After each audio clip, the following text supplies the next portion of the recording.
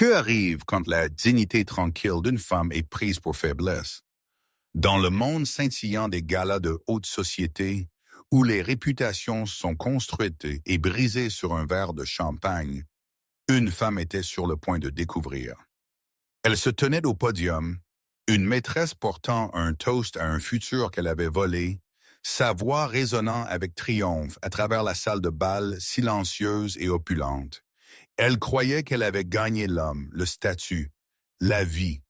Mais dans les 60 prochaines secondes, les grandes portes s'ouvriraient, éclairci la gorge, et une force qu'elle n'avait jamais su exister entrerait. Son toast de victoire se transformerait en cendre dans sa bouche, prouvant que certaines familles n'ont pas seulement de l'argent, elles ont du pouvoir. Ceci est l'histoire de comment une seule entrée dévastatrice a transformé une célébration de trahison en une leçon magistrale de ruine. L'air dans la grande salle de bal du Fairmont Royal York était épais avec l'odeur de l'argent, un mélange enivrant de parfums chers, de fleurs de serre et l'arôme subtil et net de l'ambition. Pour Nancy Van Sterling, c'était l'odeur d'un autre mardi, un autre gala de charité, une autre nuit passée à perfectionner l'art du sourire serein. Sa robe, un Oscar de la Renta en soie saphir profonde qui correspondait à ses yeux, était un chef-d'œuvre d'élégance discrète. Elle ne criait pas pour attirer l'attention. Elle la commandait tranquillement, un peu comme la femme elle-même. À côté d'elle, son mari, Richard Sterling, était un portrait du succès. Son costume Tom Ford sur mesure épousait parfaitement sa silhouette athlétique, et son sourire, qui avait autrefois été la raison du sien, était maintenant juste une autre partie de son armure publique. Il était le PDG de Sterling Innovations, une entreprise technologique qui avait explosé sur la scène il y a 5 ans. Et il jouait le rôle du titan autodidacte avec une aisance pratiquée. Mais Nancy connaissait la vérité. Elle le sentait dans la manière dont sa main sur son dos était un geste de propriétaire pour les caméras, pas un toucher affectueux. Elle le voyait dans la manière dont ses yeux dardaient envers son téléphone, une vibration fantôme appelant son attention loin d'elle, toujours loin. Les fissures dans leur mariage de 10 ans en étaient pas seulement apparentes. Elles étaient des ravins caverneux. Elle devait gracieusement enjamber chaque jour. « Tu es à couper le souffle, chérie », murmura Richard, ses lèvres effleurant son oreille, le geste aussi froid que les boucles d'oreilles en diamant qu'elle portait. « Merci, Richard, » répondit-elle, sa voix douce et égale. Elle ne lui rendit pas le compliment. Elle avait cessé de lui offrir les parties les plus authentiques d'elle-même il y a longtemps. Maintenant, elle les gardait pour leur fils de 7 ans, Léo, la seule chose pure, intacte, issue de leur union. Ce soir était le gala annuel de la Starlight Foundation, le joyau de la couronne du calendrier philanthropique de la ville. C'était une nuit pour les milliardaires d'écrire des chèques à 7 chiffres et pour leurs épouses d'afficher la dernière haute couture. Pour Richard, c'était un événement de réseautage critique. Pour Nancy, c'était une performance de 4 heures. Elle le regardait travailler la pièce, son rire un peu trop fort, ses poignées de main un peu trop fermes. C'était un bon acteur. Il avait convaincu le monde qu'il était un visionnaire, un homme de famille, un pilier de la communauté. Il l'avait même, pendant un temps, convaincu.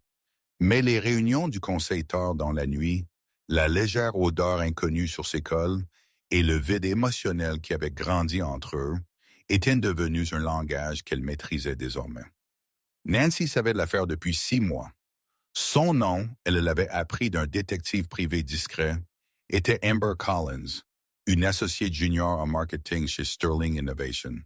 26 ans, cheveux de jais, avec une ambition vorace que Nancy reconnaissait parce que c'était la même fin qu'elle avait autrefois vue chez un jeune Richard.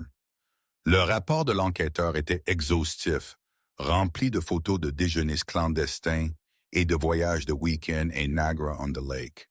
Chaque image était une petite coupure nette à son cœur. Elle ne l'avait pas confronté. Quel était l'intérêt? Une dispute, un déni en larmes suivi d'une réconciliation temporaire pathétique.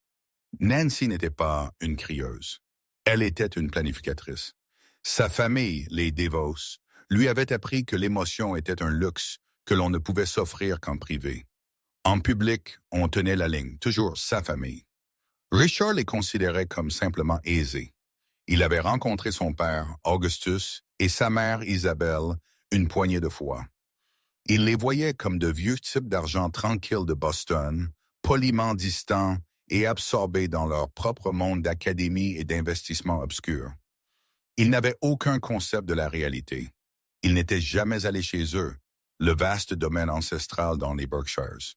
Ils n'avaient jamais assisté à une réunion de famille Devo où des sénateurs sollicitaient le conseil de son père et des financiers internationaux s'en remettaient à l'opinion juridique de son frère Julien. Richard avait épousé Nancy Devo, mais il n'avait jamais vraiment rencontré les Devo. Il n'avait aucune idée que leur calme n'était pas de la douceur. C'était le calme au centre d'un ouragan. Ce soir, alors qu'elle sirotait son eau, une petite partie d'elle-même, connaisseuse, sentit un tremblement dans l'air. Richard était devenu plus audacieux, plus imprudent. Il croyait qu'il était intouchable, que son succès était entièrement de son propre chef. Il avait oublié que le capital de démarrage initial pour Sterling Innovations, l'investissement de plusieurs millions de dollars qu'il avait lancé, venait d'un fonds que son père avait créé pour elle. Il avait oublié quel nom avait ouvert les portes à ses premiers investisseurs cruciaux. Il était un roi dans un château qu'elle avait tranquillement construit autour de lui. Et ce soir, il était sur le point d'inviter le serpent dans la salle du trône. La salle de bal bourdonnait de conversations polies quand l'atmosphère changea subtilement. Le changement était palpable, comme une chute de pression barométrique avant une tempête. Nancy, avec les sens sociaux finement aiguisés de son éducation, le sentit en premier. Elle vit les têtes près de la grande entrée se tourner, les chuchotis se répandre dans la foule comme une contagion, et puis elle la vit. Amber Collins n'entrait pas dans une pièce. Elle la conquérait. Elle était moulée dans une robe balmain cramoisie qui épousait chaque courbe, une entaille de couleurs provocantes, dans une mer de tons de bijoux élégants et de noir classique.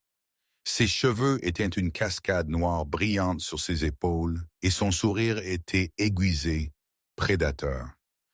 Elle marchait avec l'assurance inébranlable de quelqu'un qui croyait détenir toutes les cartes gagnantes.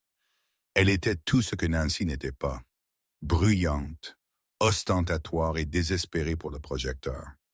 Richard, qui était plongé dans une conversation avec un dirigeant bancaire, s'interrompit en plein milieu d'une phrase. Ses yeux trouvèrent Amber, et pour une seconde fugace et fatale, son masque soigneusement construit glissa. Un éclair de fierté possessive, de conspiration partagée passa entre eux. C'était invisible pour la plupart, mais pour Nancy, c'était aussi brillant et brûlant qu'un éclair.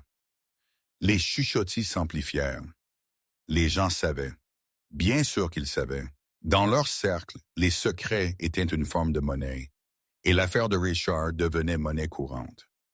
Des amis lancèrent à Nancy des regards de pitié, un sentiment qu'elle détestait plus que l'infidélité elle-même.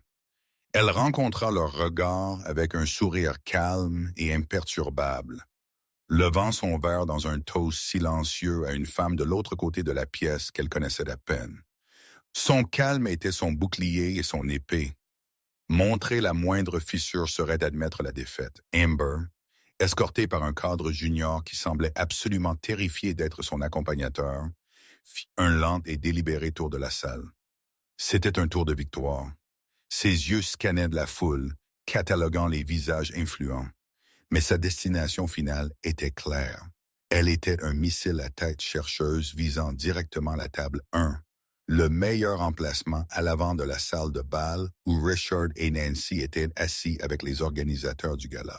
« Richard », ronronna une voix, dégoulinant de fausses surprises. Amber se tenait devant eux, sa robe cramoisie, une déclaration de guerre contre le saphir serein de Nancy. « Fancy seeing you here. Amusant de te voir ici. » Le visage de Richard rougit. Il se leva un peu trop rapidement. « Amber, quelle surprise! Je ne savais pas que vous étiez une supportrice de la Starlight Foundation. » Oh, j'ai une passion pour soutenir les causes méritantes, dit-elle, ses yeux clignant vers Nancy pendant une fraction de seconde. L'insulte était claire. Nancy était de cause de charité. Et voici Madame Sterling. C'est un honneur de vous rencontrer enfin. Je suis Amber Collins. Je travaille avec Richard. Nancy tendit une main froide et ferme. Sa prise était ferme, son sourire inébranlable. Un plaisir, mademoiselle Collins. Richard ne vous a jamais mentionné. La phrase tranquille, parfaitement prononcée, fut un scalpel, et elle trouva sa cible. Un éclair de colère traversa le visage d'Amber avant qu'elle ne le masque avec un sourire éclatant. Elle voyait Nancy non pas comme une menace, mais comme une relique, un substitut sur le point d'être jeté. Cet échange, dans son esprit, n'était qu'une formalité avant le transfert officiel de pouvoir. Pendant l'heure suivante, Nancy endura le tourment.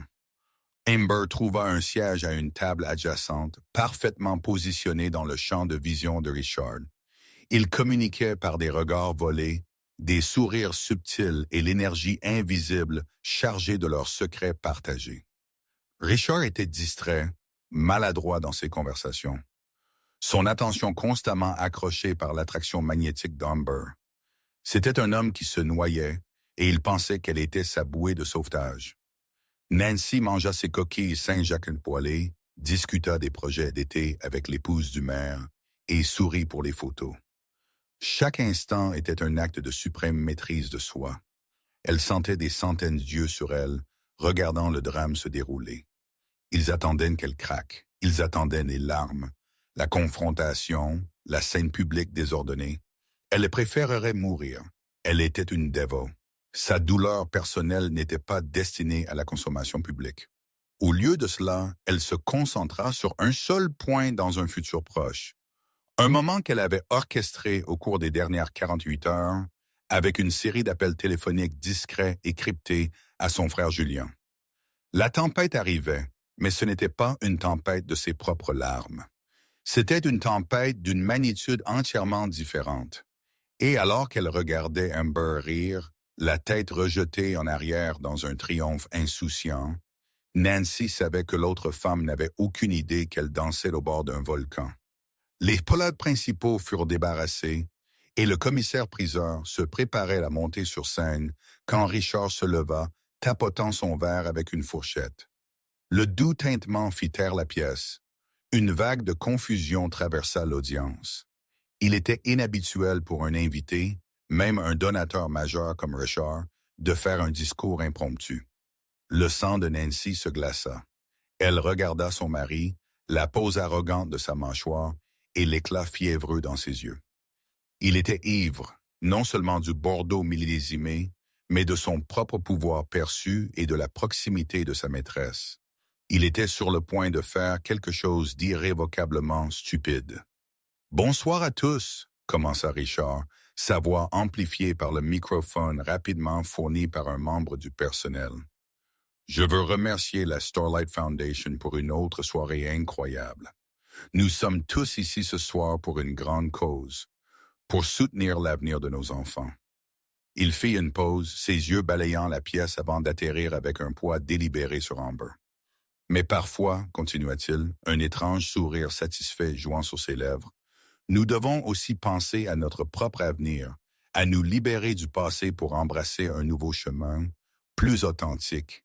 Il s'agit de trouver la vérité et le vrai bonheur. » Un silence collectif et mal à l'aise tomba sur la salle de bal. Le sous-texte était aussi subtil qu'une alarme de voiture. Ce n'était pas un discours sur la charité. C'était une déclaration publique. Nancy sentit les regards d'une centaine de personnes tomber sur elle comme des coupes physiques. Son visage resta un masque placide, mais à l'intérieur, son cœur battait contre ses côtes. « Ne fais pas ça, Richard. Ne fais pas ça. » Il ne parlait plus à la pièce, il parlait à Amber. « Alors, je veux proposer un toast au nouveau départ, à avoir le courage de suivre son cœur, quel qu'en soit le coup. » Il leva son verre à l'avenir. Il s'assit sous des applaudissements dispersés et hésitants. L'air était épais de scandale. Il venait, devant toute l'élite sociale et financière de la ville, de quasiment annoncer son intention de quitter sa femme. Nancy fixa la crème brûlée intacte devant elle. Elle pouvait sentir la pitié émanant de ceux qui l'entouraient, une couverture suffocante de condescendance. Elle voulait disparaître, mais alors elle vit Amber. Galvanisée par le discours imprudent de Richard, Amber Collins vit son moment. C'était ça, le couronnement public. Avec un regard de triomphe radieux, elle se leva, saisissant sa propre flûte à champagne. « J'aimerais ajouter à cela, dit Amber, sa voix coupant les murmures gênés. Tous les yeux se braquèrent sur elle. C'était sans précédent. Une employée junior détournant un gala de haut niveau. Elle rayonnait vers Richard, ses yeux brillants d'adoration et de victoire. Richard a raison. L'avenir est ce qui compte, et il faut un homme vraiment courageux pour choisir le bonheur plutôt que l'obligation. Le mot « obligation » planait dans l'air, une flèche empoisonnée directe visant Nancy. Amber tourna alors son regard pour la première fois pleinement et directement vers la femme qu'elle remplaçait. Il n'y avait aucune pitié dans ses yeux, seulement le froid et dur éclat de la victoire. Certaines personnes se contentent de vivre dans le passé, s'accrochant à des titres et à des arrangements qui ont depuis longtemps expiré, continua Amber, sa voix dégoulinant de douceur condescendante. Mais l'avenir appartient à ceux qui sont assez audacieux pour le saisir. Je porte un toast à un homme qui a enfin trouvé le courage de faire exactement cela. À Richard et à nous. Elle leva son verre haut, le cramoisi de sa robe comme une tache de sang sur le fond élégant. À nous, les mots résonnèrent dans le silence caverneux et sépulcral de la salle de bal.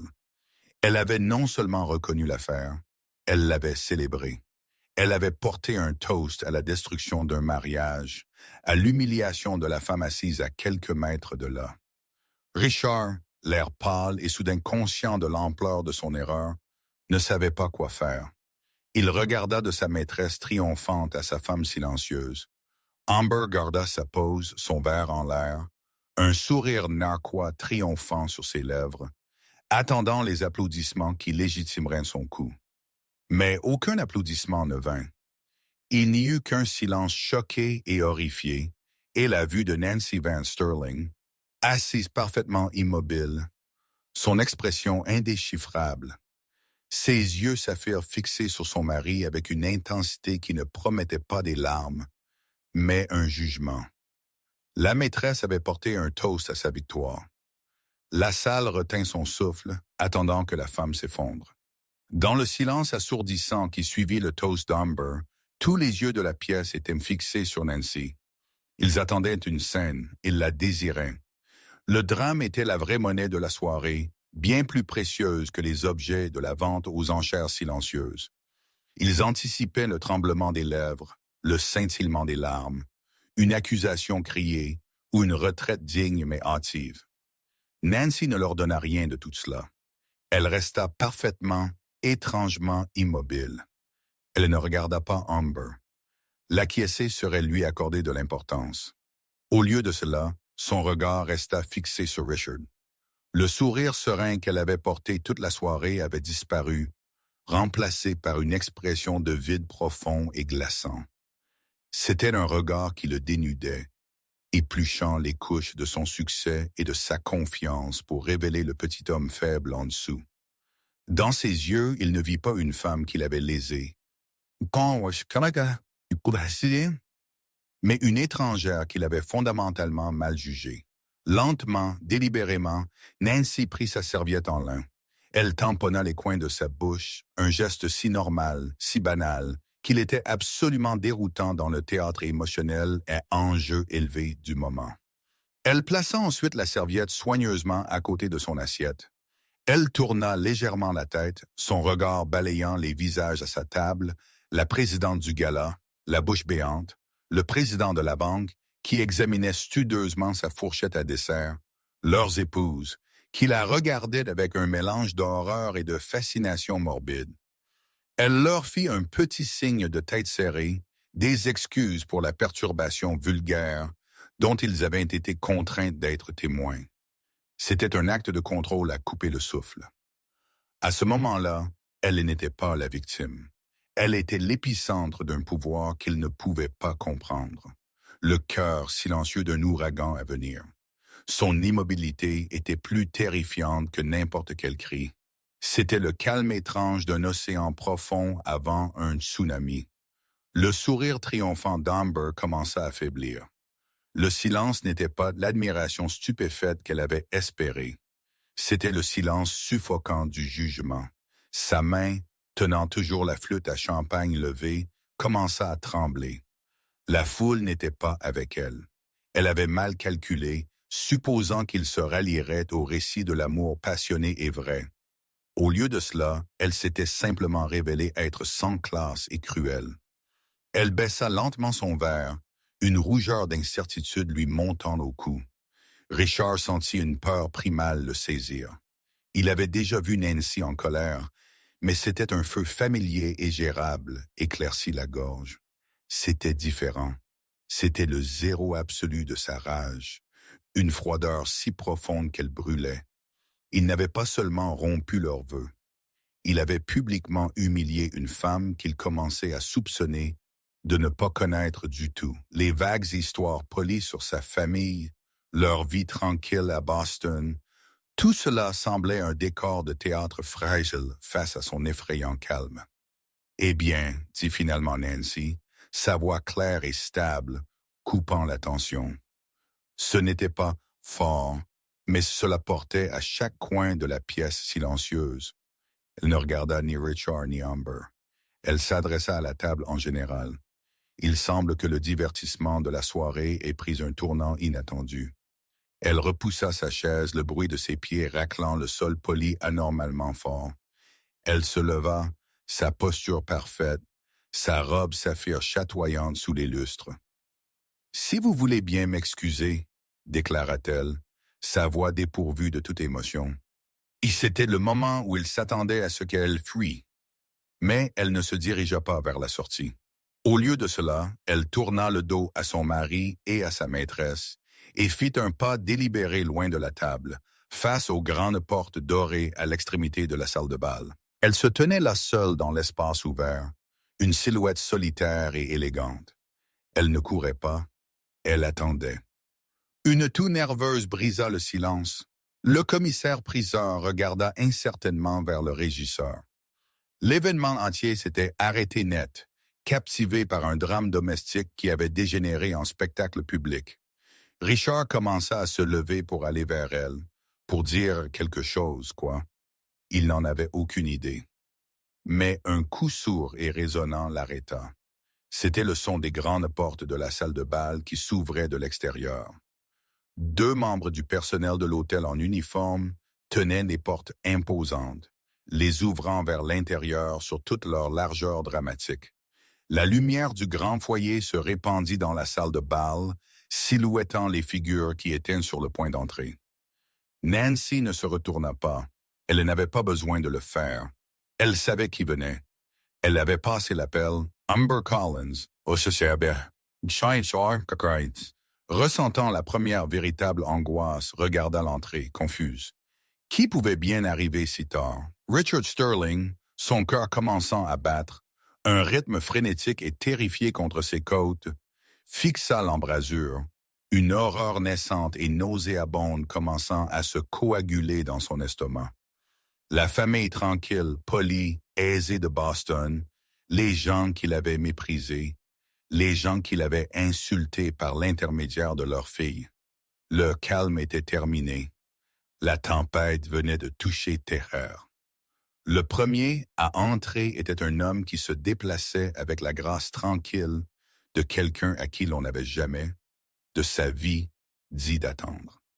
Il avait la soixantaine avancée, avec une crinière de cheveux argentés et un visage qui semblait avoir été sculpté dans le granit. Il portait un costume sombre simple, d'une coupe exquise, mais il dégageait une aura d'autorité absolue qui faisait ressembler les smokings autour de lui à des costumes bon marché. C'était Augustus Deveau.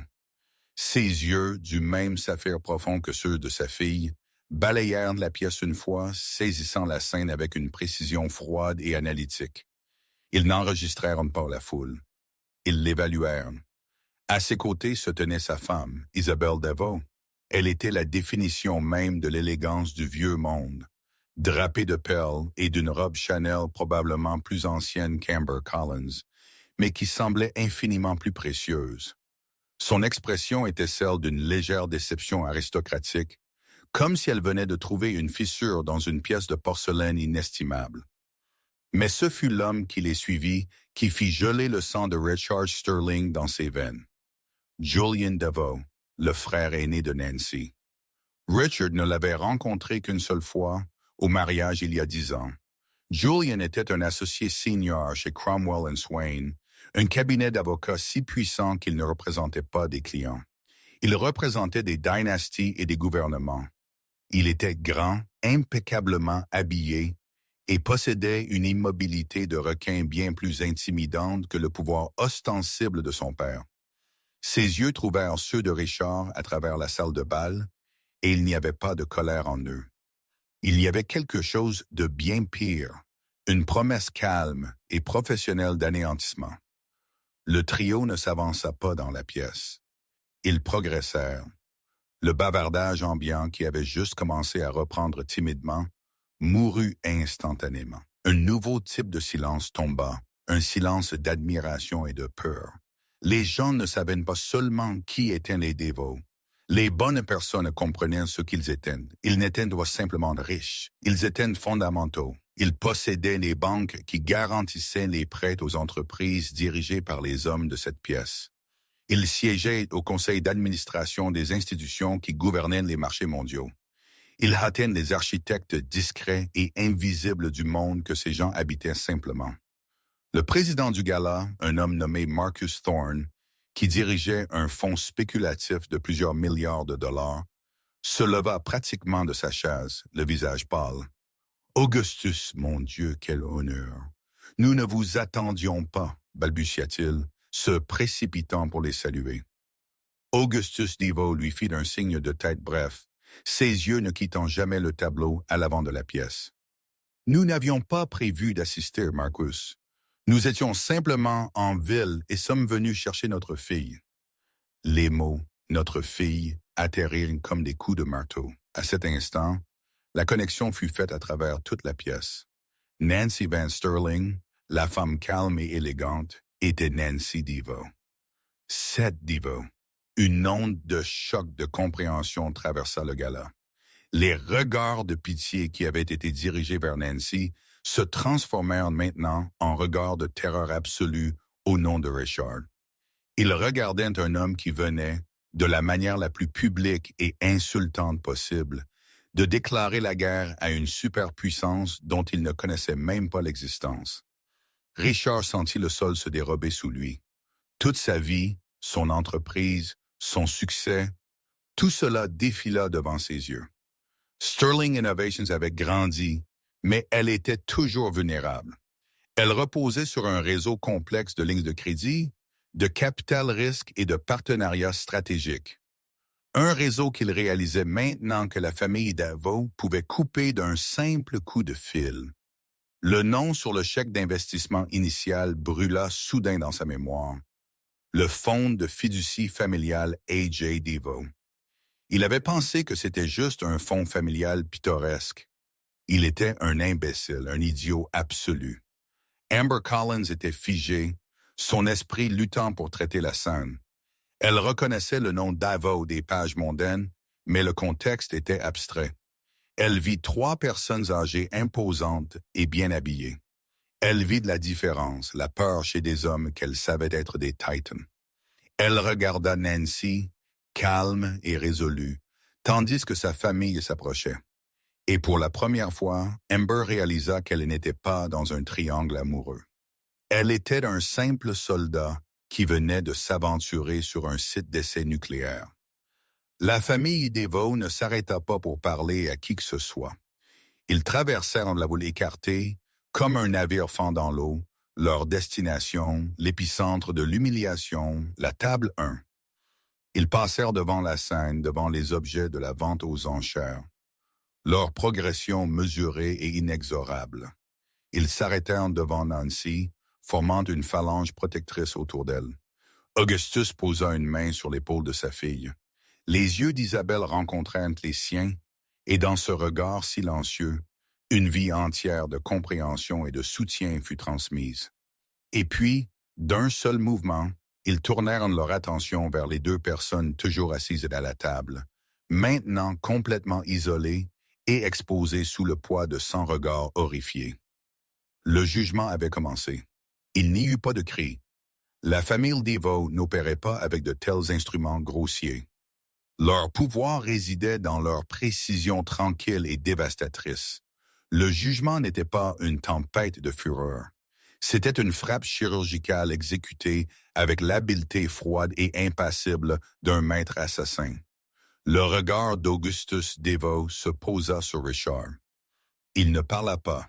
Il regarda simplement l'homme qui avait trahi sa fille, et dans ce regard était le poids écrasant de sa déception et de son mépris. C'était le regard d'un dieu inspectant un insecte juste avant qu'il ne soit effacé de l'existence. Richard Sterling, le titan autoproclamé de la technologie, rétrécit visiblement sur sa chaise, une sueur froide perlant sur son front. Chaque once de sa bravade, de son charme, de son arrogance, s'évapora sous ce jugement patriarcal silencieux. Pendant que son père maintenait Richard cloué par son regard, Julian Devoe bougea. Il fit le tour de la table et se tint derrière la chaise de Richard, se penchant légèrement comme pour partager une agréable confidence. Sa voix était un murmure bas, cultivé, audible seulement pour Richard et peut-être les invités terrifiés de chaque côté. Sterling, commença Julian, son ton désarmant de calme. Je viens de terminer un appel avec David Pembroke chez Morgan Stanley. Vous connaissez David, n'est-ce pas? Il gère votre ligne de crédit principale. Il était très intéressé d'entendre parler de l'instabilité de votre vie personnelle.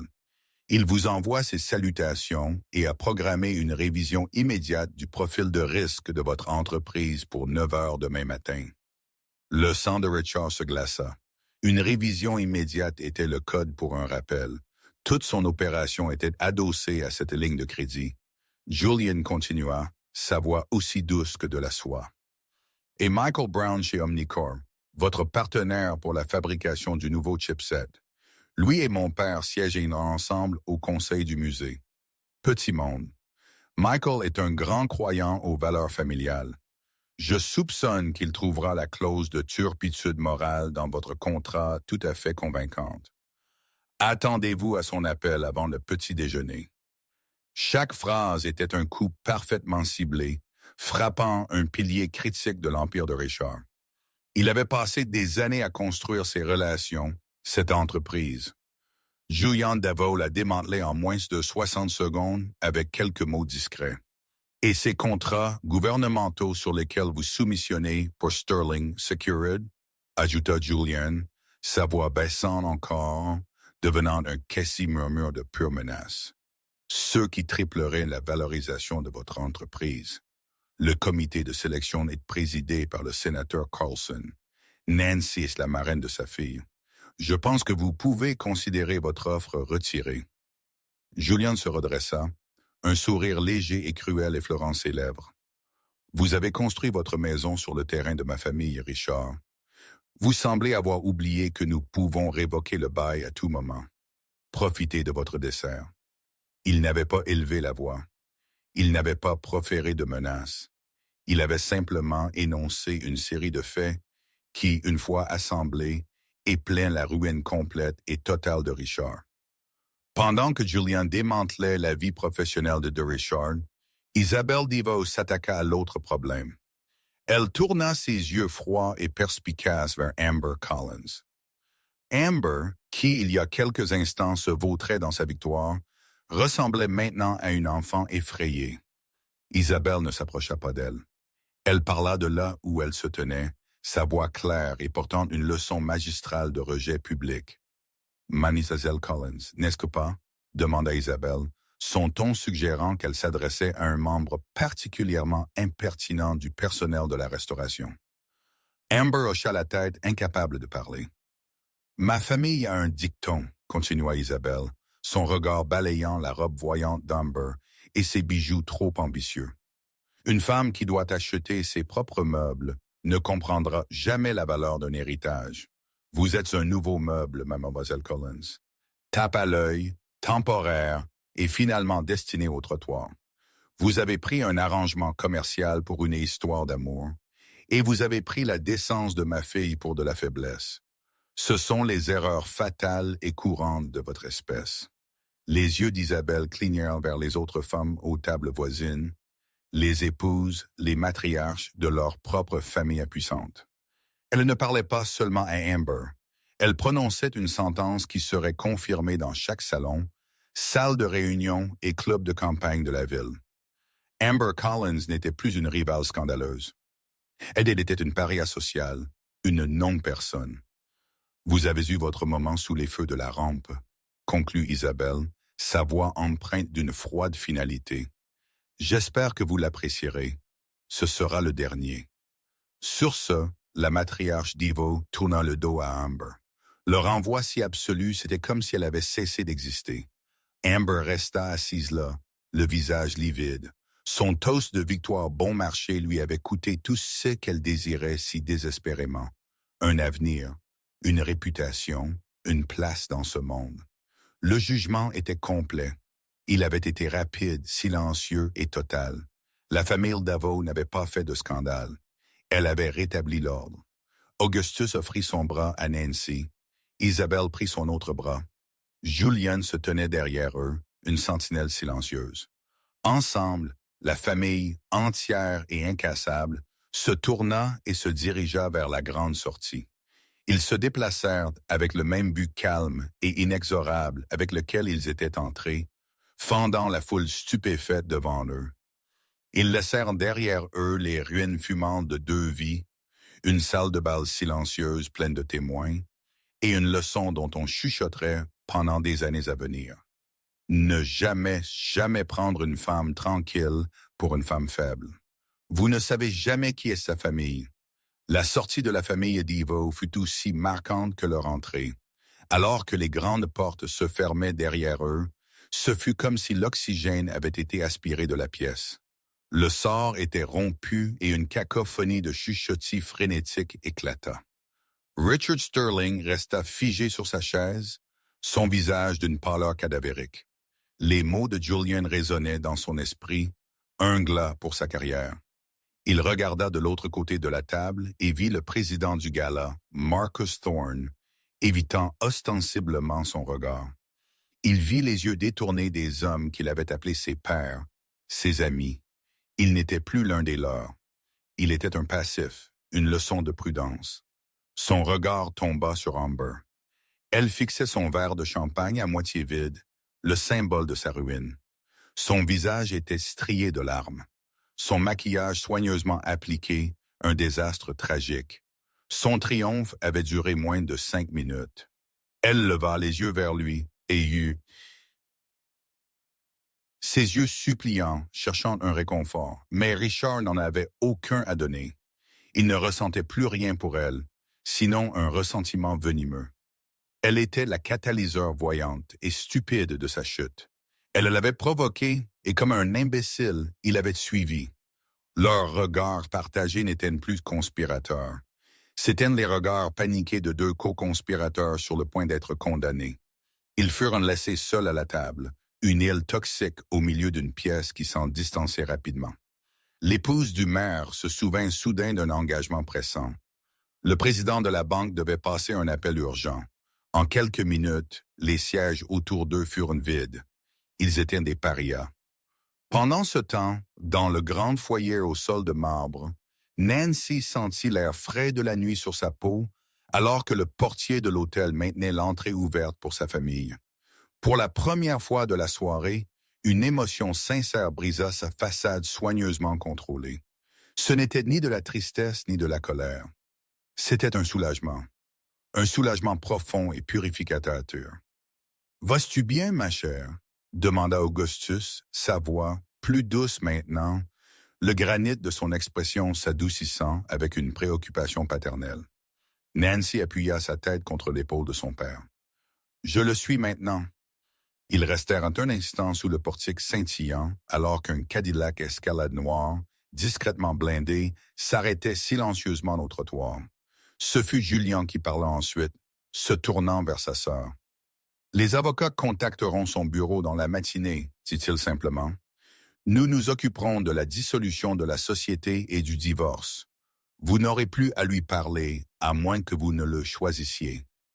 Léo, demanda seulement Nancy, son fils étant sa seule préoccupation. Il est avec sa nounou dans la suite penthouse que nous gardons aux pierres, dit Isabelle, lui serrant la main. Il dort profondément. Nous irons tous là-bas. Alors que Nancy se glissait sur le siège en cuir moelleux du véhicule, elle regarda en arrière vers le grand hôtel. Elle était entrée en tant que Madame Richard Sterling, une femme définie par le succès de son mari, une épouse endurant une humiliation silencieuse. Elle partait en tant que Nancy Devo, une femme définie par sa propre force et la fondation inébranlable de sa famille. Les jours qui suivirent furent un flou de précision légale. Le monde de Richard Sterling s'effondra exactement comme Julian l'avait prédit. Son crédit fut retiré, son partenariat clé fut résilié.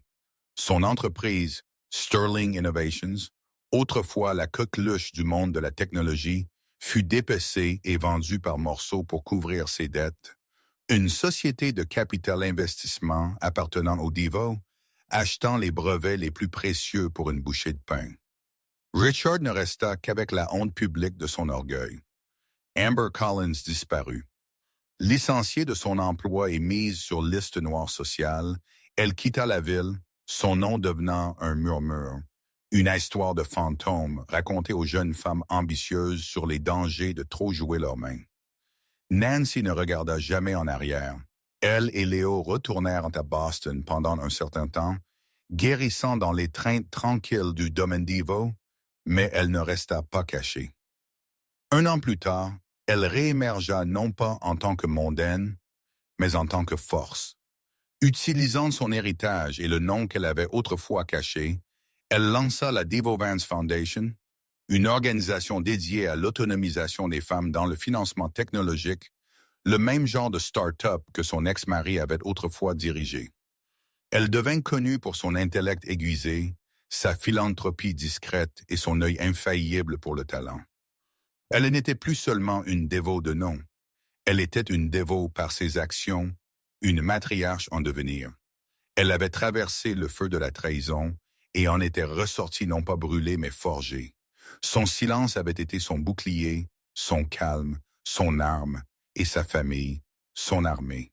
Elle avait prouvé que dans un monde de victoires bruyantes et de triomphes éclatants, le pouvoir le plus dévastateur est celui que vous ne voyez jamais venir. 2 ans passèrent.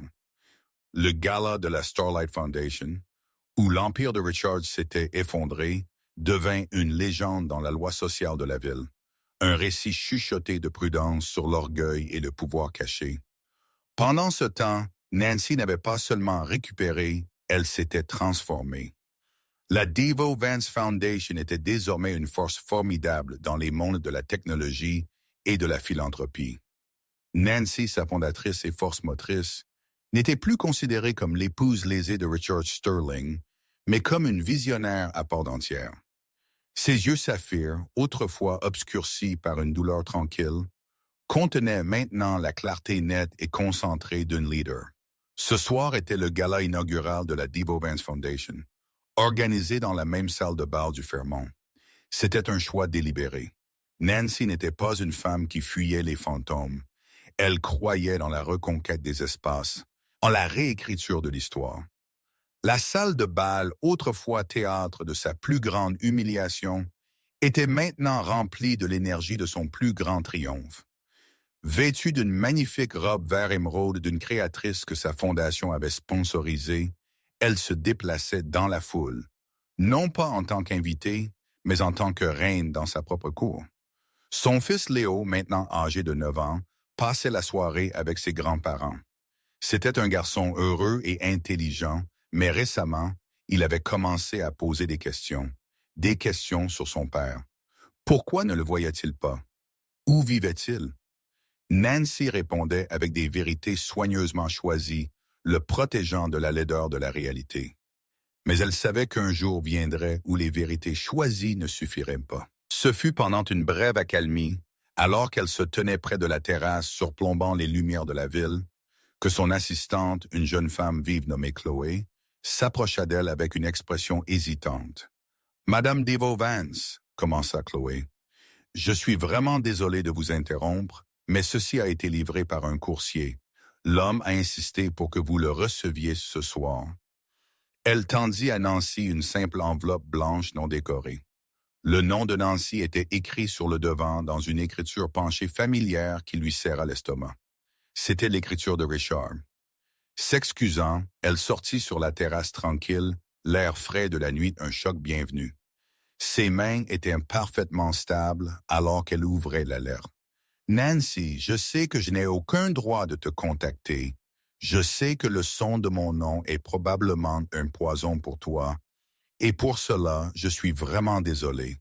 Je n'écris pas pour demander pardon. Je sais que c'est impossible. Je n'écris pas pour demander de l'argent. J'ai appris à vivre avec ce que j'ai, c'est-à-dire rien. Ces 2 dernières années ont été un voyage en enfer. Un enfer de ma propre fabrication.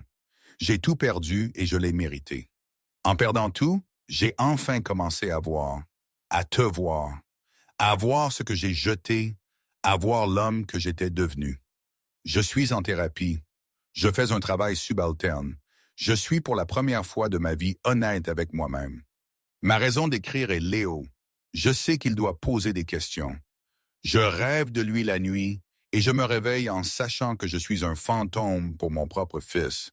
Je te demande, Nancy, 5 minutes. Pas pour mon bien, mais pour le sien. Pour qu'un jour, quand il demandera ce qui est arrivé à son père, tu puisses lui dire que son père a eu le courage de regarder sa mère dans les yeux et d'admettre ses péchés. Pour que je puisse te présenter mes excuses, à toi la femme que j'ai le plus lésée. Je serai au café de la Galerie d'Art de l'Ontario ce vendredi à 10 heures. Si tu ne viens pas, je comprendrai et je ne te dérangerai plus jamais. Je n'ai aucun pouvoir de te nuire et aucun désir de le faire. Je suis juste un homme avec un passé trop lourd pour le porter seul plus longtemps. Votre, avec mes plus profonds regrets, Richard. Nancy lut la lettre 2 fois. La prose était parfaite.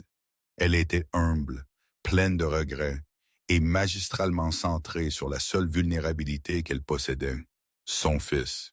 Une partie d'elle, la partie froide et analytique de Devo, la voyait comme un stratagème calculé et manipulateur. Mais une autre partie plus douce, la partie qui avait autrefois aimé cet homme, qui avait construit une vie et eu un enfant avec lui, sentit un éclair de quelque chose de dangereusement proche de la pitié. Ce soir-là, elle appela son frère. La réponse de Julian fut immédiate et viscérale. Brûlez la... Ça dit-il, à cette voix froide. C'est un prédateur, Nancy. C'est ce qu'ils font. Ils testent les clôtures pour les faiblesses. Tu lui montres une once de compassion et il te videra. Laisse-le pourrir. Il a mentionné Léo, dit-elle doucement. Il utilise Léo, rétorqua Julian, sa voix perçante. C'est la plus vieille ruse du livre. Que diras-tu à Léo?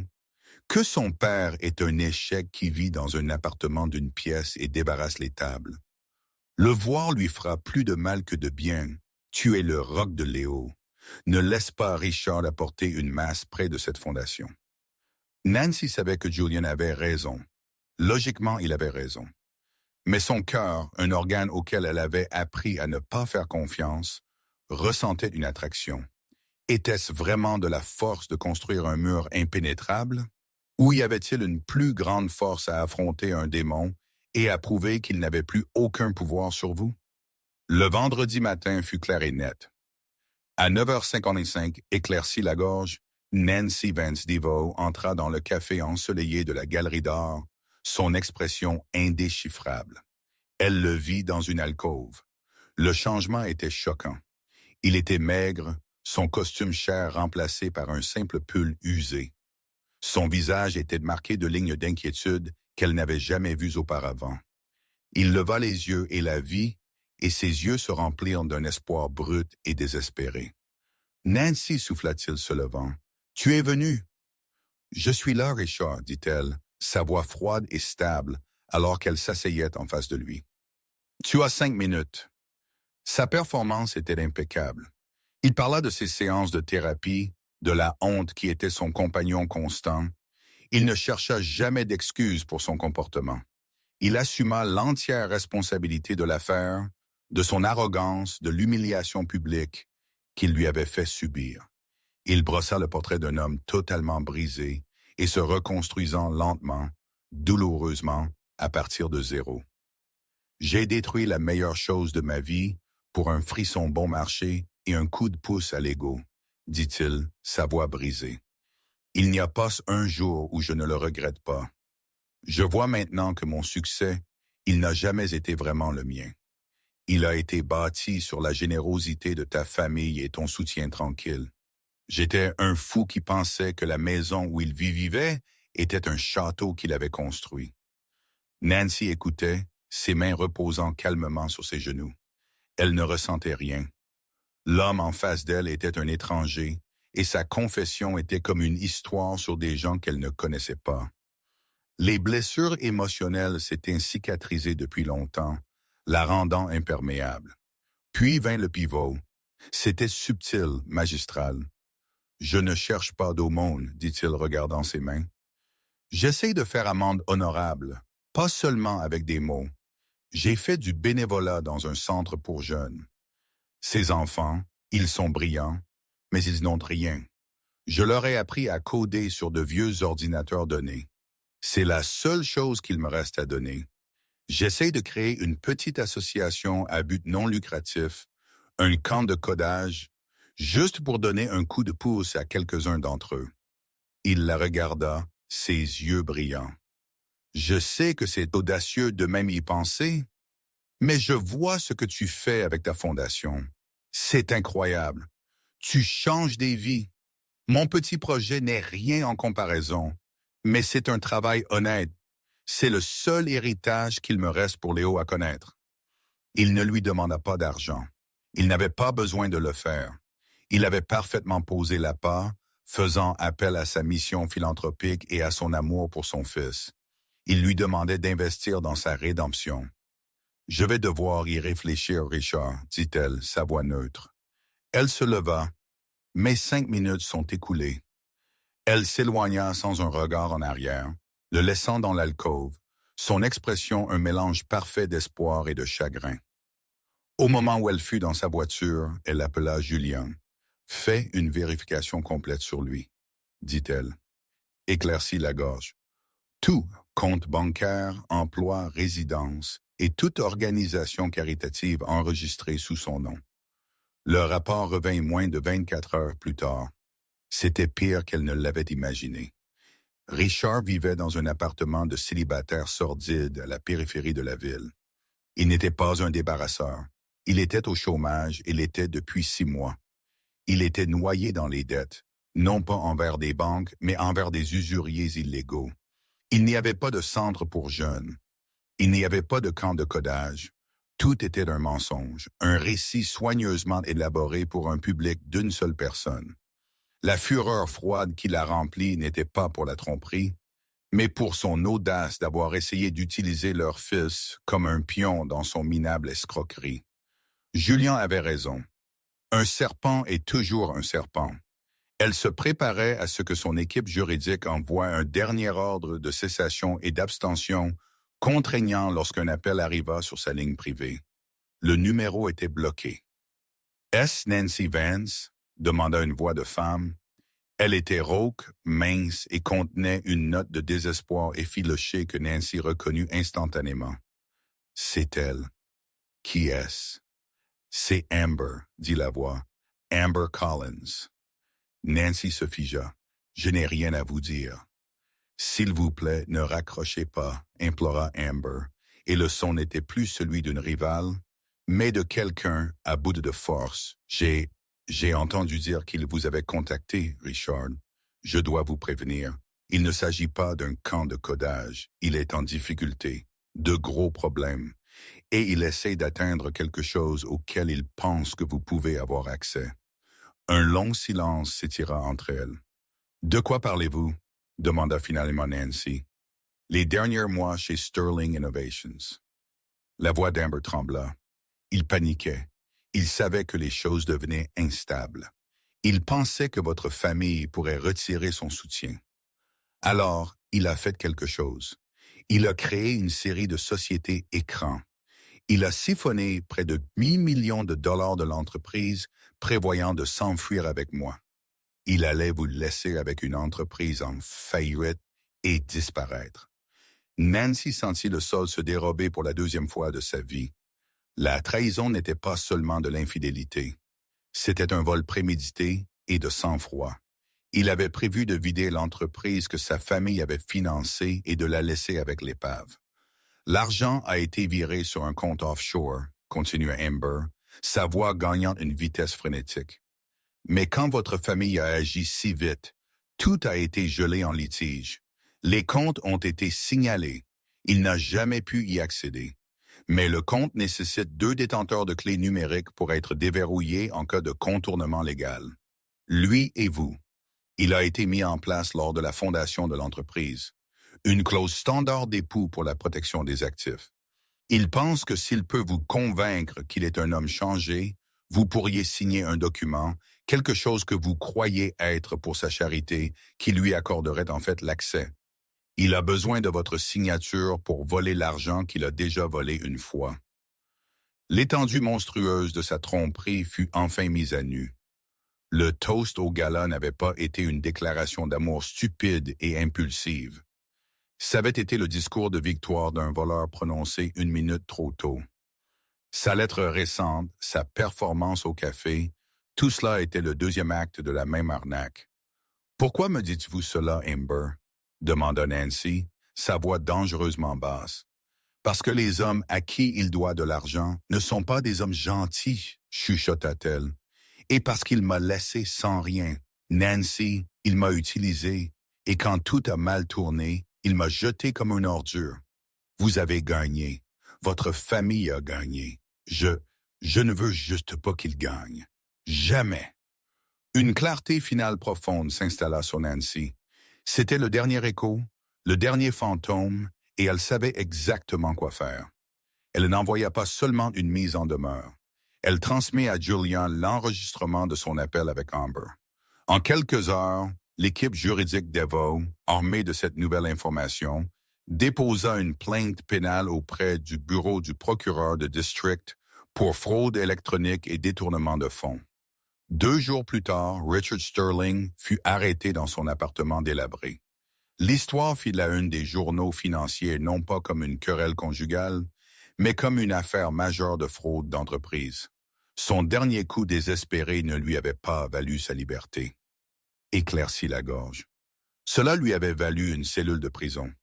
En échange de son témoignage, Amber Collins reçut l'immunité et un petit paiement unique d'un fonds discrétionnaire d'Evo, assez pour disparaître et commencer une nouvelle vie, libre de l'orbite toxique de Richard. Nancy se tenait une fois de plus sur la terrasse du Fairmont, regardant la ville qui était maintenant la sienne. Elle ne ressentait aucun triomphe, aucune joie, seulement une paix tranquille et résolue. Elle avait affronté le passé, disséquer ses mensonges et protéger son avenir. Son père l'appela ce soir-là. Sa voix ne contenait aucune surprise, seulement un profond respect durable. « Tu as géré ça parfaitement, » dit Nancy Augustus. « Tu es vraiment la fille de ta mère. » Et à ce moment-là, Nancy savait qu'elle n'était plus seulement une Vance ou une Sterling. Elle était une Devo, un nom qu'elle définissait maintenant pour elle-même, non pas par le pouvoir qu'elle avait hérité, mais par la sagesse et la force avec lesquelles elle le maniait. La tempête était enfin complètement terminée. Et ainsi l'histoire de Richard Sterling et Amber Collins sert de rappel frappant. Ne sous-estimez jamais la femme qui rencontre le chaos avec calme.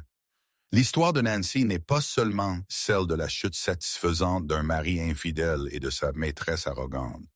C'est un témoignage de l'incroyable pouvoir de la force tranquille, de la dignité et de la connaissance de sa propre valeur, même lorsque d'autres tentent de la dévaluer.